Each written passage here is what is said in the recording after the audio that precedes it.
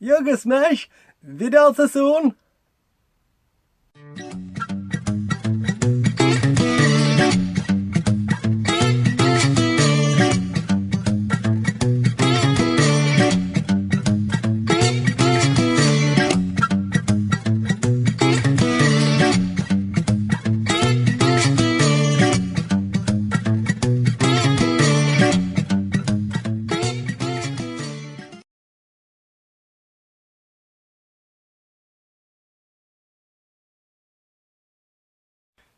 Hello everybody, now, yeah, Foster's Game Review, let's get that bit over. Now this video, I've never done one of these before, but I need to do this as soon as possible because I don't want anybody on the bandwagon to say, I thought of this. Well, this is a theory that has come along between myself and Keith.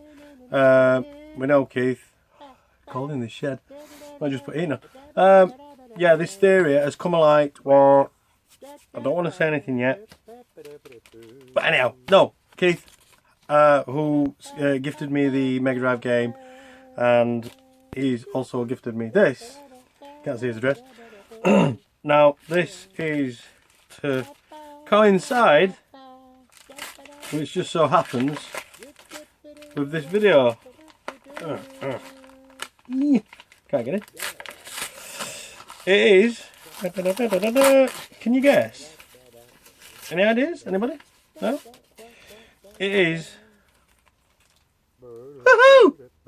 Ecto 1A! How cool is that? So anyhow, yes, that kind of coincides with this video.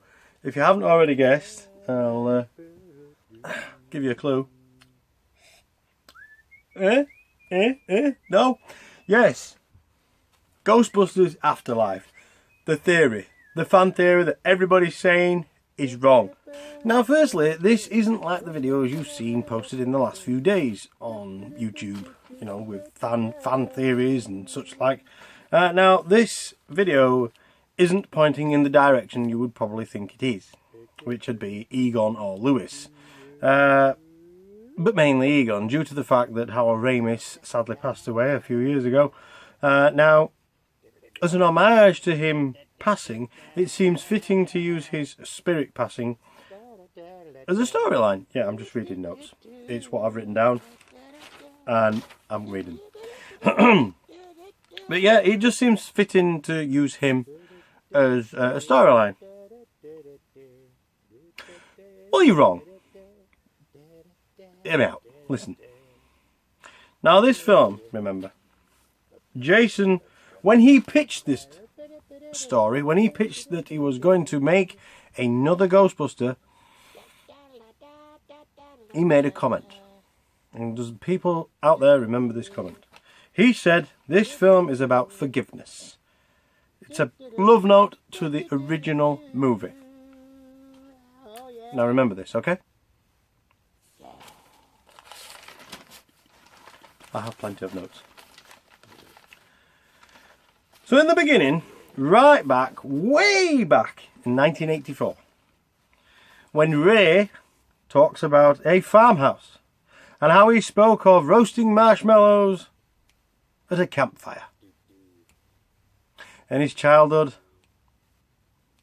that way back, a long way back. Now, the more I watch and the more I see signs. So now, back in 84, we all remember book stacking, right? No, you're right. No human would stack books like this. Well, keep that in mind and just hold that thought, yeah? Okay. Now, let's not forget Egon and Ray.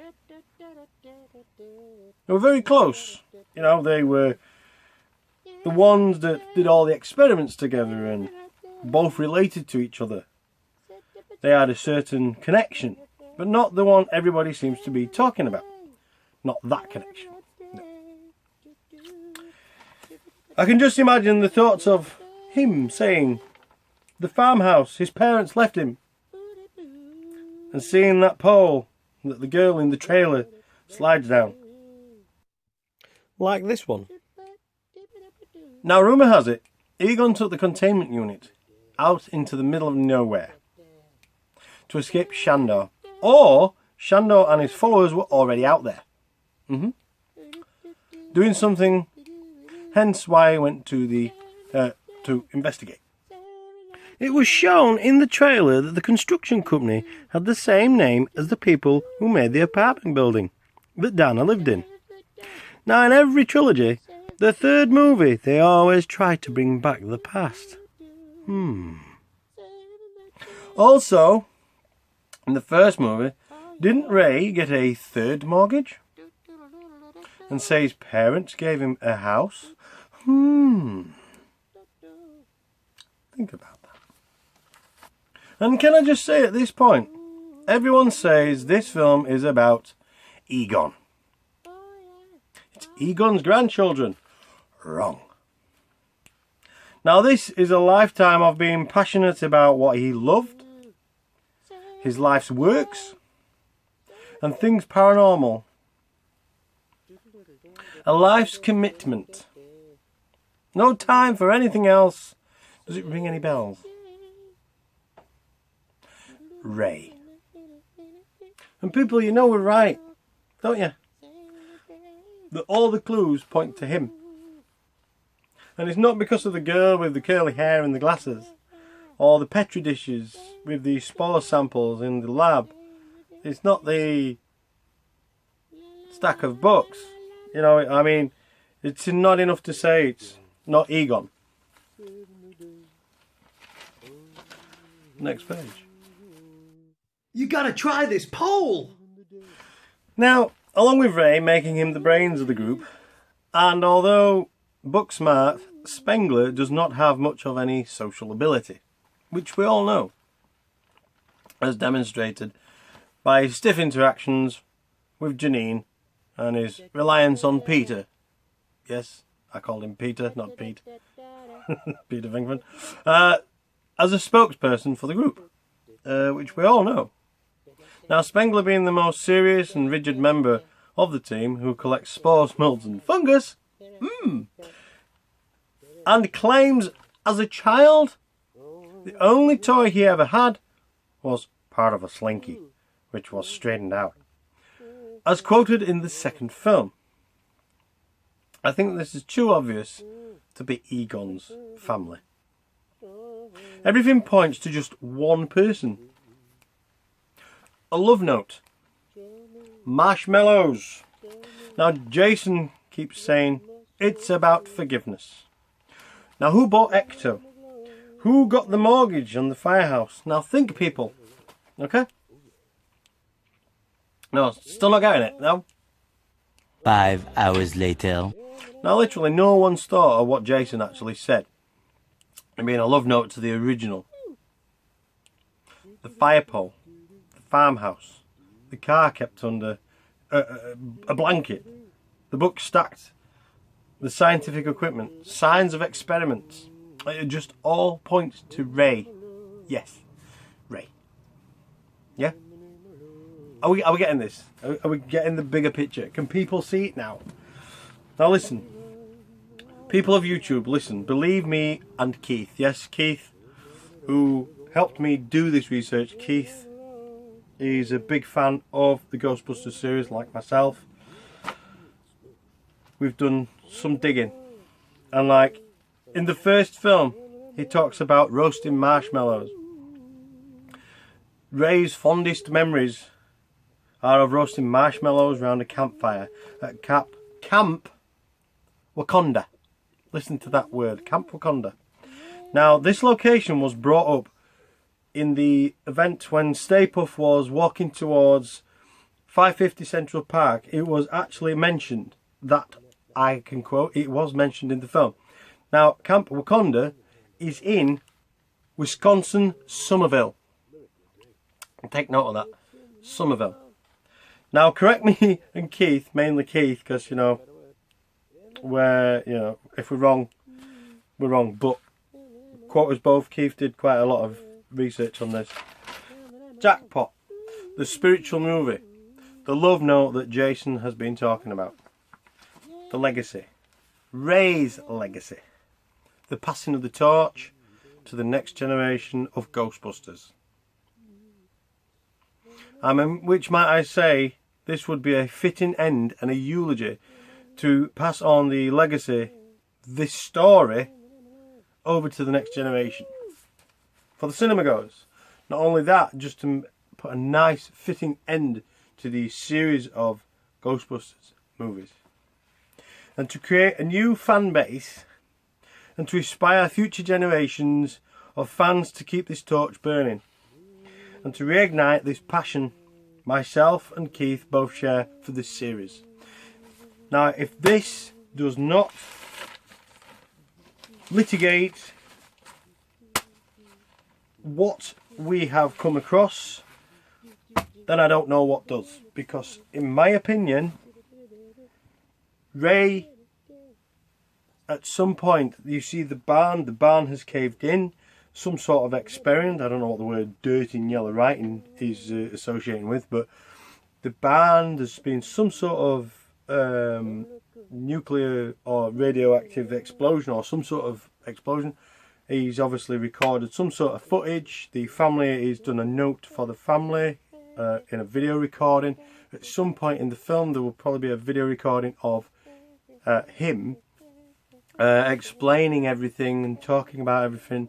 The chances are that the original Ghostbusters will come back to show the youngsters how to work the equipment, obviously take part in the movie in that sense. You've also got Dana Barrett, she's probably going to come back due to the fact that the keymaster is Paul Rudd. Paul Rudd will then, there's a little clue in the shop with all the keys jittering on the walls. There's so many factors that fall into place. He's not the key. You haven't got the original keymaster, which Rick Moranis, because obviously he's not coming back due to retirement. But Paul Rudd seems to fit the bill of the new keymaster. Obviously Dana Barrett was Gozer. So everything seems to be fitting in. But the spiritual story isn't.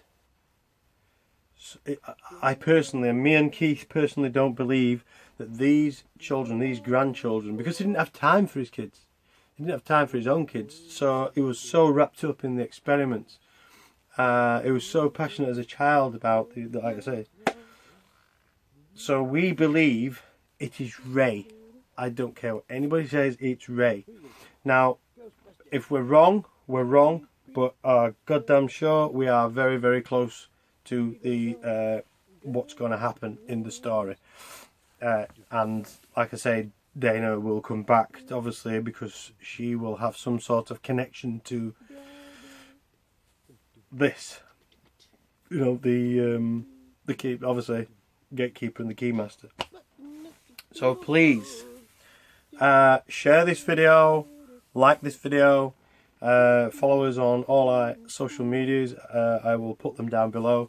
But please, please, when you've watched this video, go over it in your head and think about it. The love for the fire pole, the girls, like he loved the fire pole. He loved. I can't stress it enough. I really can't put this across on camera how much we've done the research over the last few days. People are coming close to surmising that it's Ray. There was one mentioned on Facebook saying anybody thought that it could be Ray. Well, this is what this video is about. This is why I've done this video. I want to get it out there. I want to get people speculating that it's Ray. We don't want to spoil the movie. We all want to enjoy the movie. But just as fan theories go, this is one of them. I'm putting it out there. And I hope you like this video, and I hope you like and subscribe and click the bell in the corner to get future notifications. This is a one-off video. I'm a big fan of Ghostbusters, and I wouldn't normally do anything like this, but it's really got the gripe of us both. The fact that they're all saying, it's Egon, it's Egon. It's not. I believe it's Ray. So anyhow, on that note, well, normally I would say love life and keep gaming. But I haven't got a tagline, so yeah. can't wait until the film comes out and just enjoy the movie. Thank you very much. Thank you.